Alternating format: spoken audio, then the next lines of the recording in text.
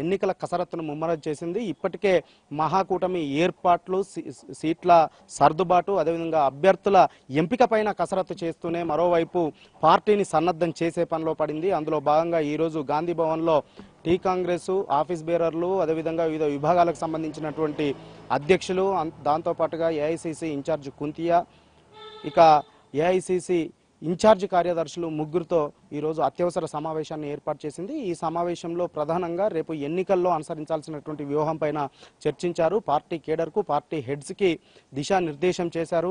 ఓవైపు సీట్ల సర్దుబాటు అనేటువంటి అంశం చర్చ జరుగుతుంది. సో దీంతో కేడర్లో ఒక స్తబ్దత అనేది ఏర్పడ్డది. ఎక్కడ సీట్లు వస్తాయి, ఎక్కడ సీట్లు పోతాయి, మిత్రపక్షాలకు ఎక్కడ పోతాయి అనేటువంటి ఒక గందరగోళ పరిస్థితి కాంగ్రెస్ పార్టీలో నెలకొని ఉన్నటువంటి నేపథ్యంలో సో పొత్తులు, సీట్ల సర్దుబాటు అంతా కూడా పార్టీ చూసుకుంటుంది, పార్టీ అధిష్టానం చూసుకుంటుంది. దీనిపైన సంప్రదింపులు జరుగుతున్నాయి, ఓవైపు సర్వేలు జరుగుతున్నాయి. అటు కూటమి పక్షాలు, అదేవిధంగా కాంగ్రెస్ పార్టీ బలాబలాలు, అదేవిధంగా కూటమి పక్షాలు కోరుకుంటున్నటువంటి స్థానాల్లో పోటీలో ఉన్నటువంటి టికెట్లు ఆశిస్తున్నటువంటి అభ్యర్థుల బలాబలాలు, అక్కడి నుంచి టికెట్ ఆశిస్తున్నటువంటి కాంగ్రెస్ పార్టీ అభ్యర్థుల బలాబలాలపైన కాంగ్రెస్ పార్టీ సర్వేలు నిర్వహిస్తుంది. ఆ సర్వేల ఆధారంగా ఇప్పటికే దానిపైన కసరత్తును, అభ్యర్థుల ఎంపిక పైన, సీట్ల సర్దుబాటు పైన కసరత్తులు, చర్చలు జరుపుతుంది మహాకూటమి భాగస్వామ్య పక్షాలతో. సో దీనిపైన అల్టిమేట్గా నిర్ణయము కాంగ్రెస్ పార్టీ హైకమాండ్ తీసుకుంటుంది.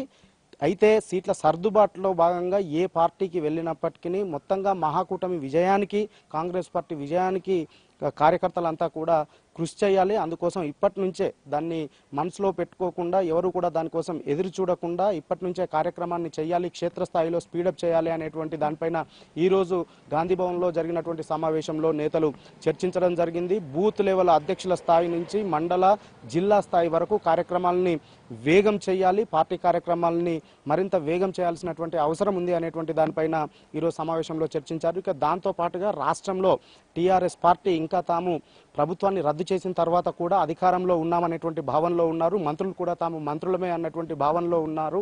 అంతేకాకుండా ఎమ్మెల్యేలు కూడా టీఆర్ఎస్ పార్టీకి సంబంధించినటువంటి వాళ్ళు తమ ఎమ్మెల్యేలమే అన్న భావనలో ఉంటూ ఇప్పటికే రాష్ట్రంలో ఎన్నికల కోడ్ అమల్లో ఉన్నప్పటికీ కూడా వాళ్ళు కోడ్ని ఉల్లంఘిస్తూ అధికారిక కార్యక్రమాలను నిర్వహిస్తున్నారు. సో దీనిపైన టీఆర్ఎస్ పార్టీ, టీఆర్ఎస్ నేతలు చేస్తున్నటువంటి కార్యక్రమాలపైన క్షుణ్ణంగా నిఘా పెట్టాలి. ఎక్కడైతే కోడ్ ఉల్లంఘన జరుగుతుందో, కోడ్ ఉల్లంఘించి కార్యక్రమాలు చేపడతారో దీనిపైన ఎప్పటికప్పుడు సంబంధిత అధికారులు, ఎన్నికల అధికారులకు ఫిర్యాదులు చేయాలి, నిఘా పెట్టాలి అనేటువంటి దానిపైన ఈరోజు దిశానిర్దేశం చేయడం జరిగింది. దాంతోపాటుగా ఈవీఎంలకు సంబంధించి ఎప్పటికప్పుడు కేడర్లు అసలు ఈవీఎంల పనితీరు, ఏ విధంగా వాటిని ఉపయోగించాలి అనేటువంటి దానిపైన ఎప్పటికప్పుడు ప్రజల్లోకి విస్తృతంగా తీసుకువెళ్ళాలి, ప్రజల్లో ఒక చైతన్యం దాంట్లో తీసుకురావాలి ఆ అంశానికి సంబంధించి అనేటువంటి దానిపైన, అదేవిధంగా ఈవీఎంలకు సంబంధించినటువంటి ఉపయోగానికి సంబంధించి కూడా ప్రజల్లో, కార్యకర్తల్లో ఒక అవేర్నెస్ తీసుకురావాలి అనేటువంటి దానిపైన కూడా ఈరోజు సమావేశంలో